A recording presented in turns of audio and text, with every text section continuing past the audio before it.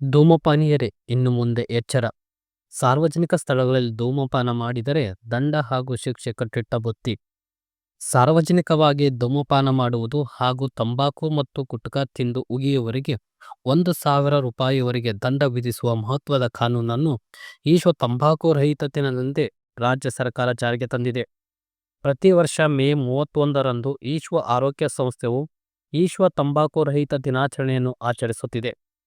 ವಿಶ್ವ ಆರೋಗ್ಯ ಸಂಸ್ಥೆಯು ತಂಬಾಕು ಮತ್ತು ಅದರ ಉತ್ಪನ್ನದ ಸೇವನೆಯಿಂದ ಉಂಟಾಗುವ ಅಪಾಯ ಮತ್ತು ಕುಟುಂಬ, ಸಮಾಜ ಹಾಗೂ ಪರಿಸರದ ಮೇಲೆ ಅದರ ದುಷ್ಪರಿಣಾಮಗಳ ಬಗ್ಗೆ ಜಾಗೃತಿ ಮೂಡಿಸಲು ವಿಶ್ವ ತಂಬಾಕು ರಹಿತ ದಿನವನ್ನು ಆಯೋಜಿಸುತ್ತಿದೆ.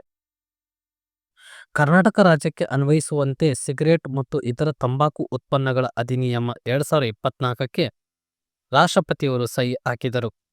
ಅದರೊಂದಿಗೆ ಕರ್ನಾಟಕ ಸರ್ಕಾರ ತಿದ್ದುಪಡಿ ರೂಪದ ಕಾನೂನನ್ನು ಜಾರಿಗೆ ತಂದಿದೆ. ಈ ಕಾಯ್ದೆಯಲ್ಲಿ ಏನೆಲ್ಲ ಅಂಶಗಳನ್ನು ಒಳಗೊಂಡಿದೆ ಎಂದರೆ, ಸಾರ್ವಜನಿಕ ಸ್ಥಳದಲ್ಲಿ ವ್ಯಕ್ತಿಯು ತಂಬಾಕು ಉತ್ಪನ್ನ ಬಳಸತಕ್ಕದ್ದಲ್ಲ. 30 ಕೊಠಡಿ ಹೊಂದಿರುವ ಹೋಟೆಲ್ ಅಥವಾ ಅದಕ್ಕಿಂತ ಹೆಚ್ಚಿನ ವ್ಯಕ್ತಿಗಳಿಗೆ ಆಸನ ಸಾಮರ್ಥ್ಯ ಹೊಂದಿರುವ ರೆಸ್ಟೋರೆಂಟ್ಗಳು ಮತ್ತು ವಿಮಾನ ನಿಲ್ದಾಣಗಳಲ್ಲಿ ಪ್ರತ್ಯೇಕ ಧೂಮಪಾನ ಪ್ರದೇಶ ಕಲ್ಪಿಸಬೇಕು. ಉಪಹಾರ ಗೃಹ ಅಥವಾ ಪಬ್, ಬಾರ್, ರೆಸ್ಟೋರೆಂಟ್ಗಳಲ್ಲಿ ಹುಕ್ಕಾ ಬಾರ್ ತೆರೆಯುವಂತಿಲ್ಲ. 21 ವರ್ಷಕ್ಕಿಂತ ಕಡಿಮೆ ವಯಸ್ಸಿನ ವ್ಯಕ್ತಿಗೆ ಸಿಗರೇಟ್ ಅಥವಾ ಯಾವುದೇ ಇತರೆ ತಂಬಾಕು ಉತ್ಪನ್ನ ಮಾರಾಟ ಮಾಡುವುದಕ್ಕೂ ಅವಕಾಶವಿಲ್ಲ.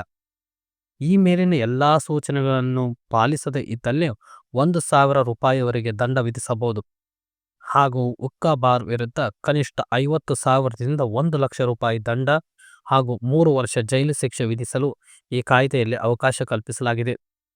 ಈ ಮೇಲಿನ ಎಲ್ಲಾ ಕ್ರಮಗಳು ಸಾರ್ವಜನಿಕ ಆರೋಗ್ಯವನ್ನು ಕಾಪಾಡುವಲ್ಲಿ ನಿರ್ಣಾಯಕ ಪಾತ್ರ ವಹಿಸುತ್ತದೆ.